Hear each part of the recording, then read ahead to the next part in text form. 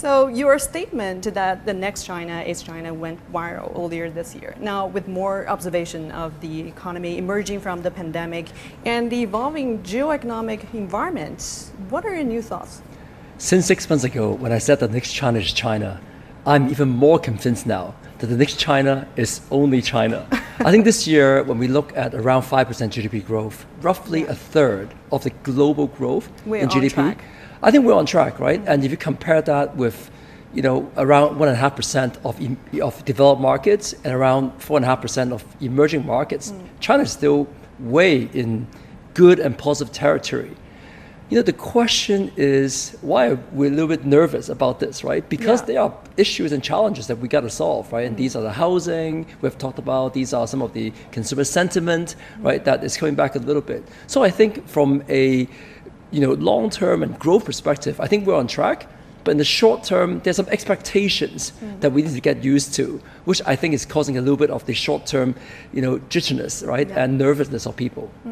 So talking about the jitteriness of foreign businesses, we heard a lot of talks about the reshoring, friendshoring, and even de-risking. How would this supply chain restrictions affect foreign business confidence? How would it affect FDI inflows into the country? Well, first of all, multinationals had around 4 trillion in revenues in China in 2022, right?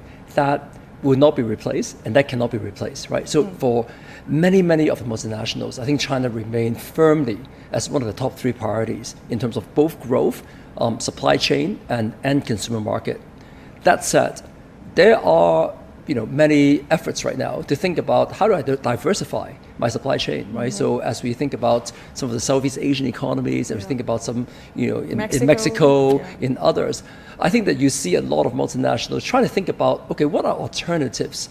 And as we talk to a lot of our clients, right, who are doing this, I think a few observations. One, I think that you really appreciate the strength of the China supply chain when you go to other places, because you cannot replicate what's happening in China right now. It's less efficient, it's higher cost, it's just not as efficient. So I think that there's one thing where what China has right now is a real source of strength, and that will remain, but there will be efforts to diversify. The second one I think is quite interesting. When you go to Mexico, when you go to Vietnam, when you go to Indonesia, you see a lot of Chinese businesses, a lot of Chinese SME, a lot of Chinese manufacturers are actually diversifying themselves, following their end customer to go to these places, right? So I see actually some of that diversification being an enormous growth for our Chinese businesses, right, as we go globalized, which I think is something where, I didn't anticipate that at the early of this year, but right now I see the lines of people going outside to develop factories and manufacturing. I think that's actually very positive.